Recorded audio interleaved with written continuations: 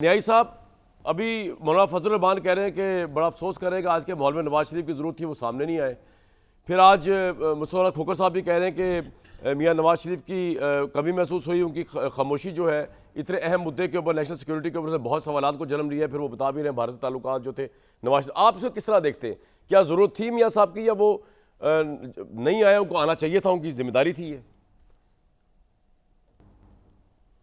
कामरान साहब, पहले तो मैं आपका शुक्रिया, आपका बहुत बहुत शुक्रिया सर।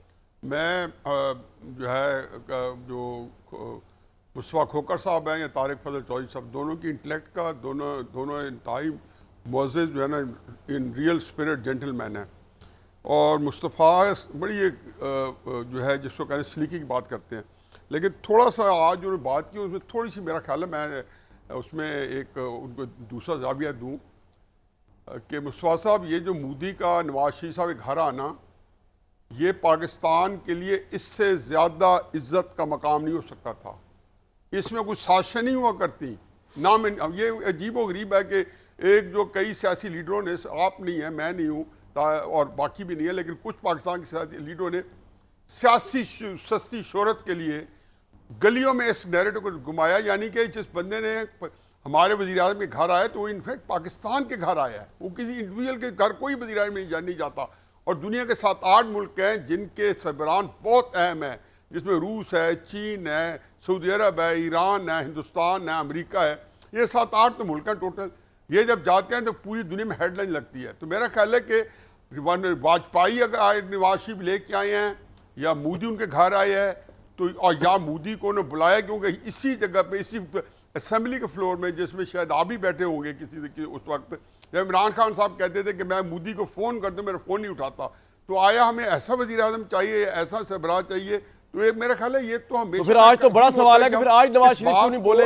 ये मौलाना फजल रहमान भी सवाल कर रहे हैं, मुस्तफा नवाज भी कर रहे हैं। मैं उधर आज लेकिन इस पे पहले तो कामरान इस पे क्लैरिफिकेशन, ठीक है, आपके पॉइंट आ गया सर, इसमें क्लियर हो गया पॉइंट। तो आप इसके ऊपर एक उसमें कि ये हमारे लिए बड़ी इज्जत की बात है, और ये नवाज शरीफ भी कर सकता था अगर क्लिंटन को 4 जुलाई को जाकर मिला था जब अमेरिका में कारगिल की जंग रुकवाने के लिए, तो ये मामूली वाकयात नहीं थे, हर एक को ये पॉइंट आ गया सर। अब आ जाए मेरे सवाल पे, जो मिलता आज खामोश क्यों है? आगे आ जाए, आगे देखें जी, आगे आ जाए जी। अब मेरा उसमें अपना नैरेटिव है। पहली बात यह है कि एक फिक्र है जो आप लोगों ने पहली दफ़ा सुना होगा, आज तक पाकिस्तान की तारीख मैंने किसी सियासी जमात से यह फिक्र नहीं सुना, जो मुस्लिम लीग ने कहा है कि हमने अपनी सियासत खर्च करके पाकिस्तान को बचाया है। ये एक एडमिशन है अपनी सियासत को खर्च करने का।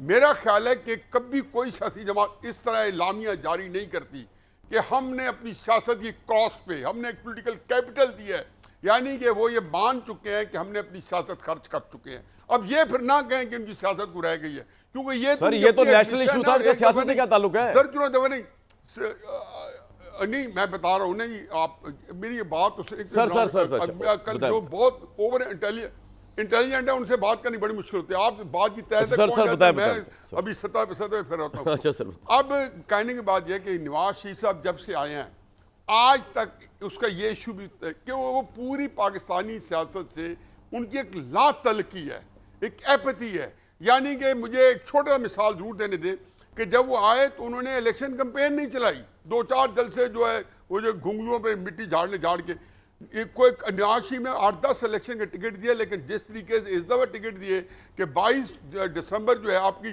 टर्निंग इन डेट है नॉमिनेशन की, और नवाज शरीफ साहब उस दिन भी इंटरव्यू कर रहे हैं कैंडिडेट्स को टिकट देने के लिए, तो मुझे तब भी कि लैक ऑफ इंटरेस्ट, मैं तो यही उसी को देखो, मैं भी डॉट्स जोड़ेंगे, उसी का तो लैक ऑफ इंटरेस्ट नजर है नवाज शरीफ साहब का, और ये उसी कंटिन्यूटी है। मैं ये मानता हूँ कि जो है ना इस इशू के ऊपर वो जो इनका एक इनकी एपैथी थी, एक लैक ऑफ इंटरेस्ट था, एक लैक ऑफ एंथुसियाज्म था, कंसर्न था, वो बाकियों के लिए भी एक अजूबे की बात थी कि नवाज शरीफ साहब ने चुप कर रोज़ा रखा हुआ है, कभी कभी कोई एवं दिखाने के लिए कि मैं एक्टिव हूँ, और आके जब ये जंग है तो ये पाकिस्तान के लिए बिल्कुल मुस्तफा भी सही कह रहे थे कि डू और डाई का मामला था, और इसके अंदर आपने आके इतने बड़े लीडर को अलग नहीं बैठना चाहिए था। लेकिन जब पूरी उनकी पार्टी जो है वो एक एट द हेल्म थी, सारी जंग वो लड़ रही थी या जंग को कंडक्ट कर रही थी, या अगर शहबाज शरीफ साहब को डिसीजन ले रहे थे, अगर वो ले रहे थे, या इनके लोग जो थे नेशनल सिक्योरिटी काउंसिल में बैठे थे और उसके अंदर पार्ट ऑफ डिसीजंस थे, तो मेरा ख्याल है कि Nawaz Sharif as much there, जिस तरह बाकी लोग वहाँ मौजूद थे, तो मुझे इस वेले के बावजूद मैं एग्री करता हूँ कि उनको इसके बारे में कौम को हौसले के लिए जो पहले गाय बगाए जो बड़े कम स्टेटमेंट दिए, इसमें भी उनको एक वाज़ेह मौक़िफ़ देना चाहिए था। और फजल रहमान साहब जो हैं उनकी भी तारीफ करता हूँ। ठीक है सर, आपका पॉइंट आ गया, मौक़िफ़ देना चाहिए था कि उनको इस तरीके से अपने आप को आइसोलेट नहीं करना चाहिए था। और ये पूरे मुल्क में जो है इस वक्त जो मुखालफीन है वो उसको आड़े हाथों ले रहे हैं इस बात को। अगर दे देते तो आज मुखालफीन जो है इस पे बात से बितंग अंडा बनाते, आड़े हाथों ना लेते। बिल्कुल ठीक है जी।